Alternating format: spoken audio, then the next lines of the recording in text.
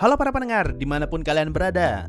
Setelah 3 tahun lamanya, akhirnya muncul kabar terbaru kalau Overlord akan mendapatkan season 4 dan juga sebuah movie. Untuk tanggal rilisnya, saat ini masih belum diberitahu, tapi kemungkinan animenya bakalan rilis dalam 1 atau 2 tahun lagi. Sebelumnya, sorry kalau topik ini terlambat gua bahas. Di kota gua internet lagi down selama sebulan dan bejatnya, semua itu terjadi di bulan Mei di mana ada banyak banget hal yang gua tunggu. Tapi bodo amat, lebih baik terlambat daripada tidak sama sekali. Nah, kali ini gua bakal sebutkan beberapa harapan serta sedikit analisis untuk season 4 dan movie-nya nanti. Nah, mari kita mulai dari volume apa saja yang akan diadaptasi. Untuk saat ini, sudah terkonfirmasi kalau season 4 dan versi movie-nya akan mengambil cerita hingga arc Paladin of the Holy Kingdom, yang berarti season 4 dan movie-nya akan mengadaptasi volume 10 sampai volume 13. Informasi lain yang juga sudah diketahui adalah perkataan Moriyama yang ngomong kalau jumlah episode dan sejauh apa ceritanya nanti masih akan jadi rahasia. Dari kedua kabar ini, setidaknya bisa dipastikan kalau movie Overlord minimal akan mengadaptasi 1 volume, yang berarti season 4-nya maksimal hanya bisa mengadaptasi 3 volume. Meskipun Moriyama bilang kalau jumlah episodenya belum bisa dia beritahu, tapi setidaknya kita bisa memastikan kalau season 4 Overlord tidak mungkin mendapatkan 2 core, karena 3 volume masih terlalu sedikit untuk bisa diadaptasi menjadi 24 episode. Sehingga kemungkinan yang paling masuk akal adalah Overlord akan tetap mendapatkan 1 core dengan 12 atau 13 episode. Nah, pertanyaannya sekarang, season 4 dan movie-nya nanti akan mengadaptasi volume keberapa? Untuk menjawab pertanyaan ini, gue memikirkan 3 skenario yang bisa saja terjadi, yaitu season 4 akan mengadaptasi volume 10-12, atau season 4 akan mengadaptasi volume 10 dan 11 saja, atau season 4 akan mengadaptasi volume 10 sampai pertengahan volume 13. Mari kita analisis satu-satu dan bakal gue jelaskan plus dan minusnya. Skenario pertama, season 4 akan mengadaptasi volume 10-12, dan movie-nya akan mengadaptasi volume 13. Menurut gua pribadi, skenario ini adalah yang paling masuk akal dan juga yang paling aman untuk kita para pembaca novel. Kenapa? Biar gua jelaskan. Sepanjang season 1 sampai season 3, anime Overlord selalu mengambil 3 volume per seasonnya. Hasilnya, seperti yang kita lihat, ada banyak bagian yang kena potong, tapi inti ceritanya masih bisa kita pahami, dan kalian tidak akan begitu terganggu dengan pemotongannya kalau kalian bukan pembaca novel. Skenario ini juga yang paling memungkinkan jika kita mempertimbangkan Madhouse yang punya kebiasaan untuk mengadaptasi 3 volume per season setiap kali merilis anime yang diambil dari novel. Contoh seperti Yojo Senki, No Game No Life, dan juga Overlord. Kalau saja season 4-nya mengambil skenario seperti ini, maka saat yang paling tepat untuk mengakhiri season 4 adalah saat dimana Ainz berkata kalau tidak ada yang perlu diselamatkan di Holy Kingdom. Hal ini akan membuat para penonton penasaran apakah Neya akan ikut dibunuh atau tidak.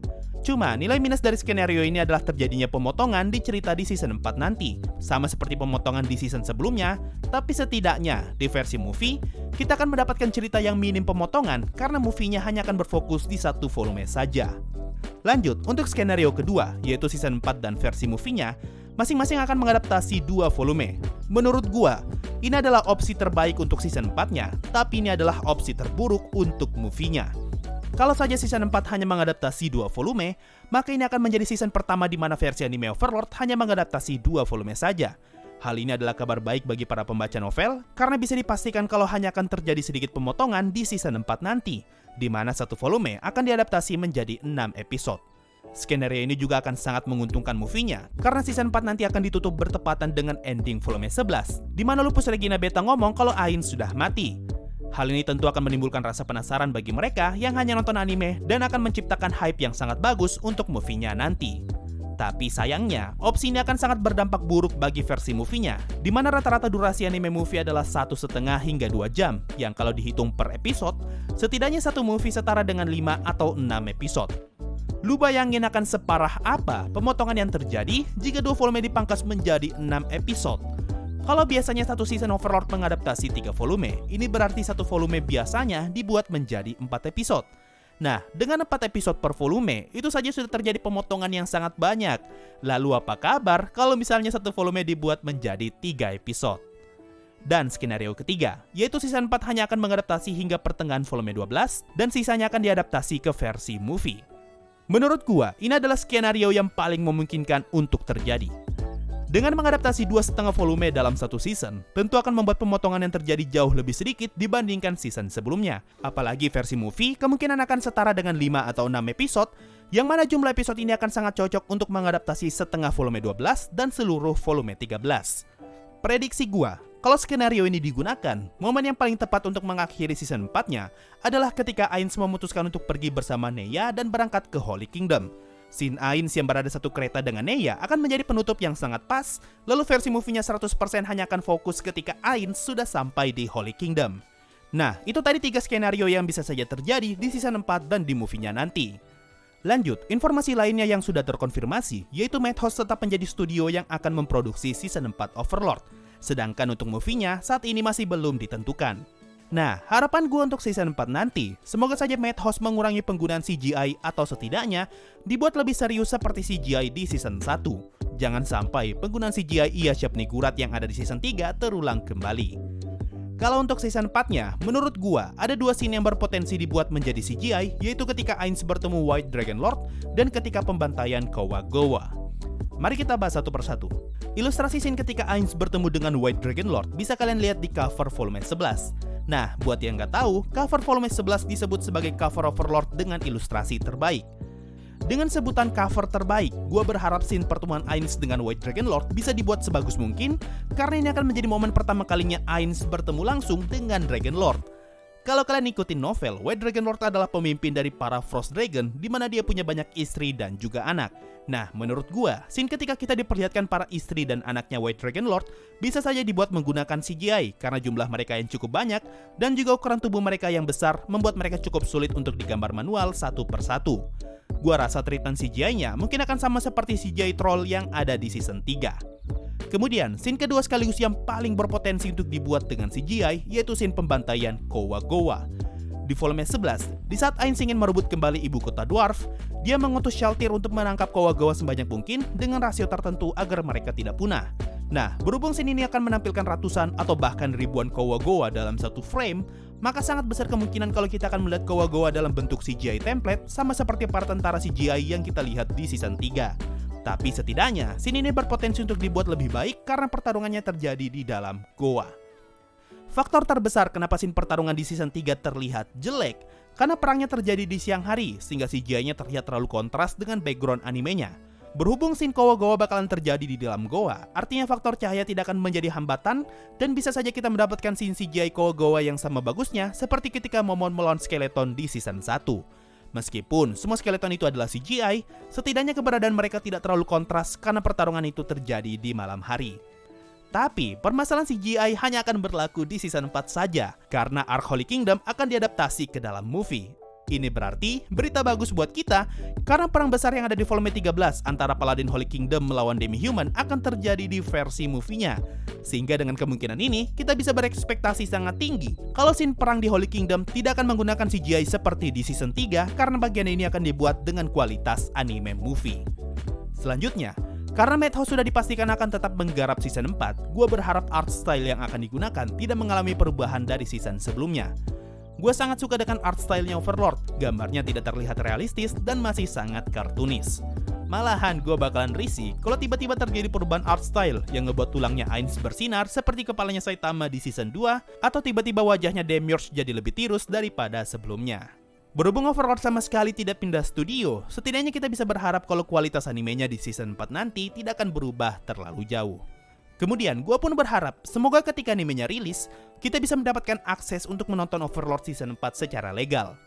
Dulu, di saat season 1 dan season 3-nya rilis, pada saat itu akses anime legal masih sulit untuk kita dapatkan.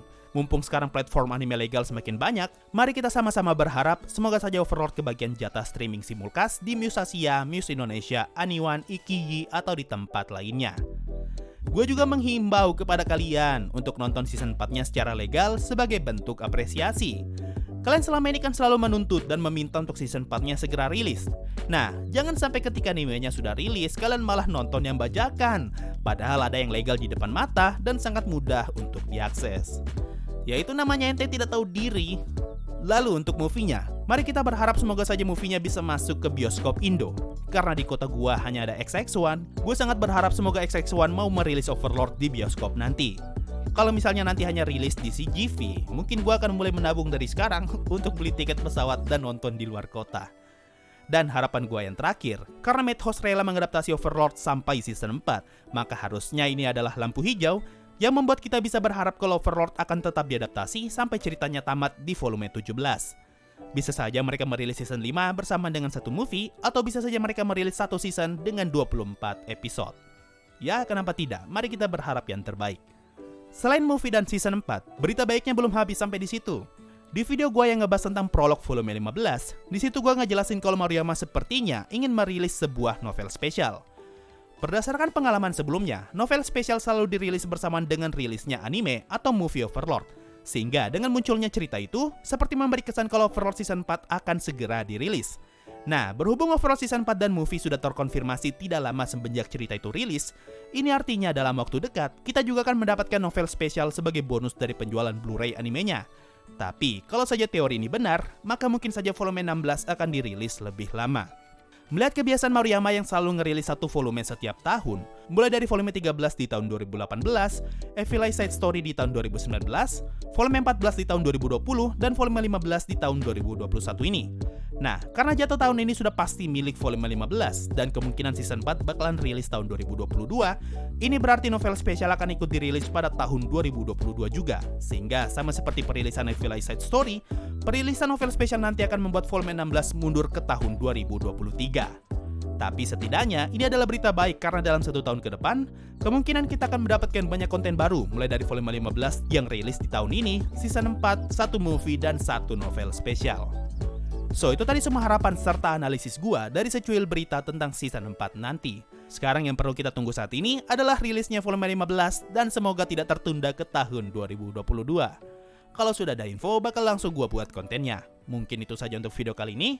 Makasih semua yang sudah mendengarkan sampai di titik ini. Sampai jumpa di video berikutnya. Dan bye-bye.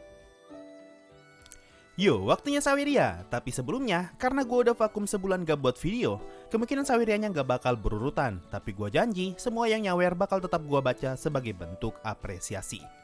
Ada dari Nonem, numpang lewat bro. Sering-sering mas bro lewat di sini, makasih sawerannya. Ada dari Danko Kun, skill buku-buku Cagama hampir mirip kayak Maple. Apa cuma perasaan gua?